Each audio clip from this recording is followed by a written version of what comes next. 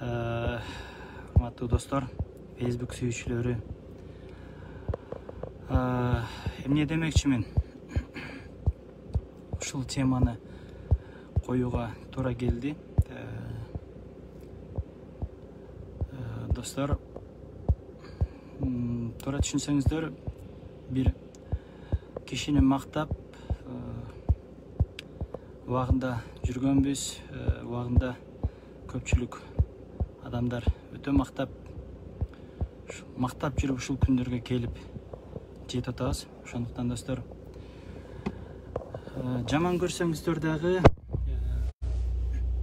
кандай кабыл алсаңыздар, ошондой кабыл алыңыздар. Бул нерсени айтпаганга айтпай коюп 2-3 сааттан бери өзүм аябай кыйналып, жаман болуп, мындай убагында дагы ушул сөз айтылганда Алмазбек Атамбаев ушундай деп сөз айтты эле. Мен өз бюджетимден жана ушул Москвадан Груз-200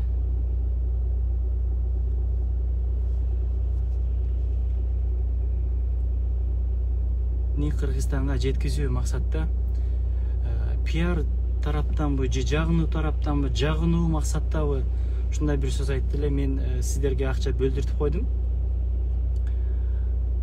деген сөз айтканда, мындай биздин ошол жактагы Москвадагы мекендештер, убактылуу иштеп жүргөн биздин жарандар туруп кол чабышты эле да. Биз ким болдук? Мен азыр соц тармакта эртең менен бир видео чыгарсам, ушул боюнча бир канча сөздөр, бир канча каргыштар, анда мындайлар мен атыма жазылып атат. Ошондуктан достор, мен сиздерге жазсаңыздар, ушул жака жазыңыздар, мен сиздерге түз жооп берейин.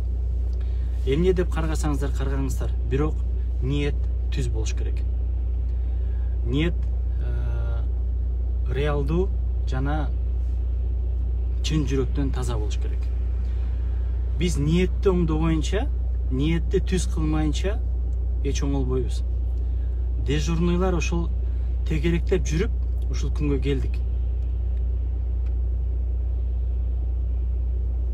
Ошондуктан достор, туура түшүнүңүздөр, туура кабыл аласыздар деп ойлойм. Айтпаганга айла жок. Азыр жанатан бери мага личкама жана башкаларга жазышып, бири итатма айтпаган сөздөрдү айтып атасыздар. Макул, бул күндөрдө өтөт. Убагында да ошол убакыттар болгон, ошол күндөр келген. Ошондо да айткансыздар, ошондо да дегенсиздер.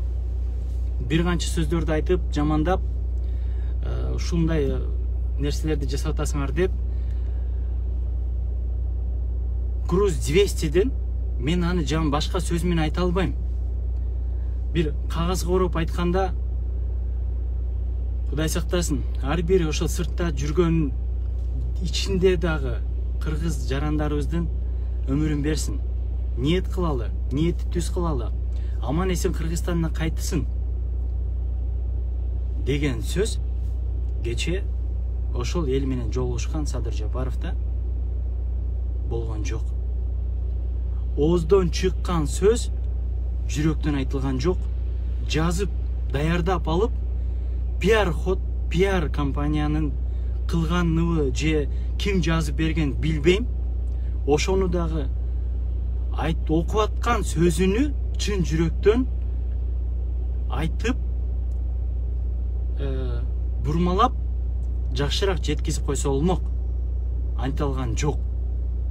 Садыр Жапаров мындайча айтканда мактануу менен айтып атат ал сөздү. Мен Груз-200-ни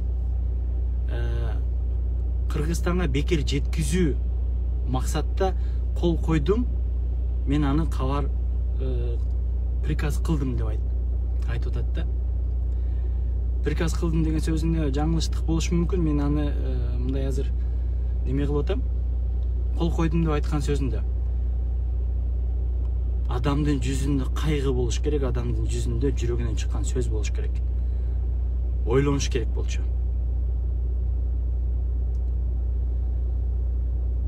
А биздин ошол жерде отурган мекендештер кол чапканы бул это сөз жок да. Да, мен тааныган адамдар отурду, мен тааныган адамдар жүрдү ошол жакта. Биз азыр жаман көрөсүздөр мен видеомду көргөндө жана башка болгондо. Туура түшүнүңүздөр. Бул биздин кайгыбыз. Биздин кайгыбыз бул. Биз ал жерде кол чаап сүйүнбөй башка сөз айтышыбыз керек болчу. Жана башка сөздөр болду.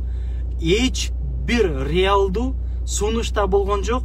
Эч бир реалдуу конкреттүү түрдө мындай мурдакы эле дежурныйлардын сөздөрү, мурдакы эле дежурныйлардын айткан, жазып берген кандай десем, жанакы кыскасы. Эми достор, анча-мынча бул жакта суроолорду жанакы жазып атасыздар. Да, түшүндүм, кимдин адамы мындай, андай. Эмне десең ошол де. Эмне десең ошол де. Эмнени айтсаң, кандай сөз жазсаң дагы, мен ачыкты, чындыкты айтып келем. Бул кайгы. Бул кайгы. Урматтуу мекендештер, сырт жерде иштеп жүрөбүз. Биз аман эсен Кыргызстанга 6 саныбыз со жетсин деп ниет кылышыбыз керек. Бул Груз 200'ден пиар жасабашыбыз керек. Груз 200'ден биз мактанбашыбыз керек. Биз кайгырышыбыз керек. Түшүнгүлөчү сиздер. Анан кийин андай мындай деп жазасыңар. Да, жаза бергиле. Айтам дейм.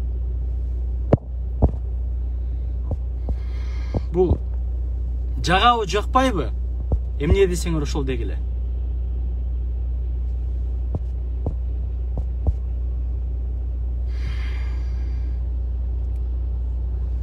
Валейкум ассалам.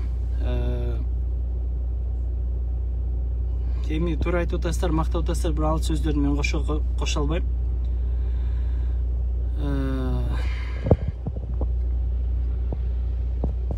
Азыр бул жакта кошчу деп атат. Мүмкүн болсо кошконго аракет кылайын.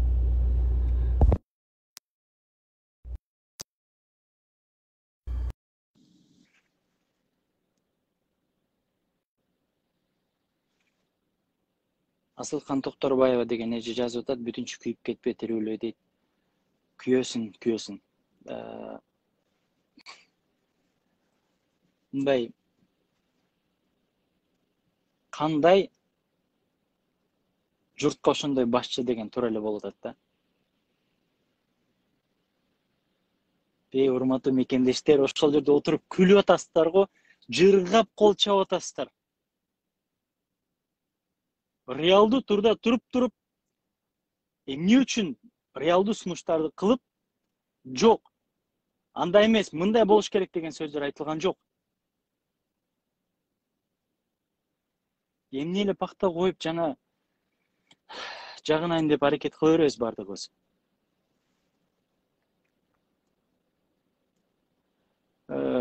Урматтуу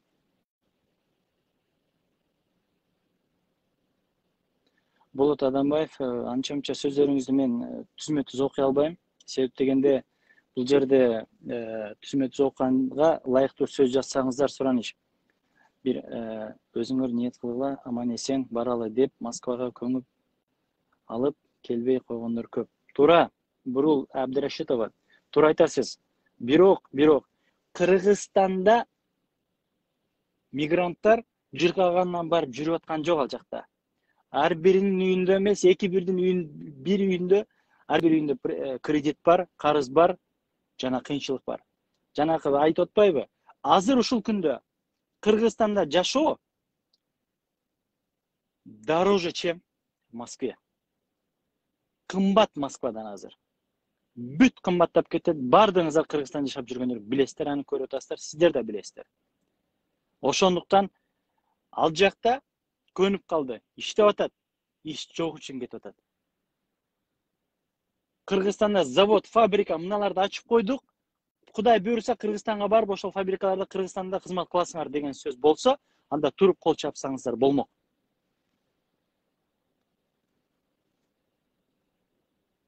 Жумакеев Урмат. Мен убагында мигрант болгом. Кудай кааласа, буйруса азыр Кыргызстандамын. Кечирип коюңуз. Мен мигрант катары сүйлөп атам азыр. Эки жакты бирдей карашыбыз керек. Көк, мен сени Россияга мен жибердимби? Буну окудум. Өлгүчө иштебей өлсөң үйүңө бекер алып барам дегени болду да. Билбейм, ошондо айтып болуш керек. Мат Касымов, мен туура айтып жатасың. Тууган, бирок жакшы эле сүйлөштү. Кайгырыш кереги жок. Кайгырыш кереги жок, бирок мен ал кишинин айткан оозунда сөздөн чыккан сөзү жана кандай тондо чыгып атат, мындай жылуулук жок. Кайгырып айтыш керек болчу. Артынан ниетин оңдоп коюш керек болчу. Ниет туура эмес болуп атат. Рустам Калиев жырга калды окшойт. Сынчынын өтөгө майрык. Туура айтасыз, сынчынын өтөгө майрык. Бирок айтыш керек bunun баарына. Мадумаровдун адамдарын эмне жагат эле? Байзак Таиров дейт. Бул Мадумаровдун адамдарына тиешелүү эмес, бул бүт Кыргызстандын кайгысы. Ошондуктан туура түшүнөсүздөр. Туура түшүнгүңүздөр келбесе, анда чыгып кетсеңиздер да болот, жакпаса чыккыла. Ошондуктан достор, сиздер кандай ойлойсуздар билбейт экем. Мен үчүн кайгы. Бизде баары жакшы, Кыргызстан тынч, аман эсен болгула. Тынччылык болсун баарыбызда. Эх, Кыргызым, Мирлан мырзабыз күйгөнүнөн мигранттар көйгөйүн жөн териси менен сезип айтып жатат. Жаман комментарий жазбай көрбөй эле койгулачы. Туура айтасыз. Рахмат, Астра Сүйөркулова. Анда өлгөн адамды өзүн алып бар Кыргызстанга, жакпаса кандай айтпасын, жакпайт сагызгандарга. Деп анда эмес. Мына Дөөлөтбек Орозбаев мындай сөздүн маанисин түшүнсөңүздөр жакшы болот эле. Бирок сөздүн маанисине сиздер маани бербейсиздер, аны билем. Эптеп согуш керек, эптеп жамандаш керек, дизлайк жана башкаларды басышыңар керек деген сөздөрүңүздөр бар го өзүңүздөрдүн.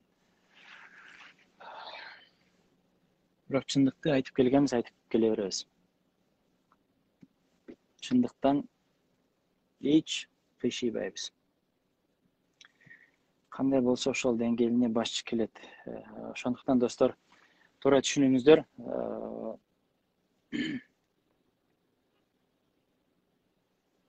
Ниетти туура кылалы. Ниетибиз түз болсун. Биздин убактылуу сыртта иштеп жүргөн мекендештер Кыргызстанга аман эсен жетсин.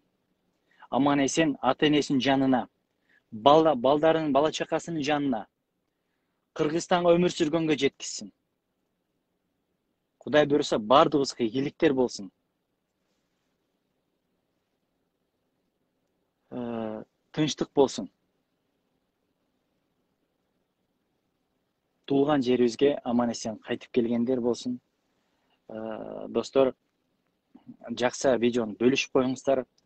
Жакпаса, анда комментарий калтырыңыздар, мен сиздер менен жооп катары жазамын. Туура эмес түшүнсөңүздөр, мен сиздерге туура түшүндүргөнгө аракет кыламын. Мен катуу айтсам кечирим сурайм, анча-мынча адамдардын жеке жагына эч кандай сүйлөгөн жокмун. Азыр Кыргызстандын атынан сүйлөп аткан Садыр Жапаровго, Кыргызстандын атынан Кыргызстандын атасы болуп деп сүйлөп аткан сөзүнөн кийин ошондой сөздөрдү сүйлөгөндө биздин ошол жерде турган мекендештер кол чаап, Убагында Атамбаевге кол чаап, ушул биздин мынтет антет деп үмүт кылганбыз. Достор, үмүт реалдуу болуш керек. Үмүттү реалдуу кылышыбыз керек. Ниетти оңдошубуз керек. Ниетти туура кылып, Кыргызстанга аман эсен жеткиле. Кыргызстанда өмүр сүргүлө. Ушул жактан аман эсен Кыргызстанга жетип алгыла деген сөздөр болсо, анда башкача комментарий калтырбайт болчумун, сүйлөбөйт болчумун. Бирок жүрөгүң титирей турган сөздөрдү айтыптыр. Эч кайгысы жок, мүшкүрбөй туруп жазганды окуп коюптур. Бул өтө кайгылуу маселе.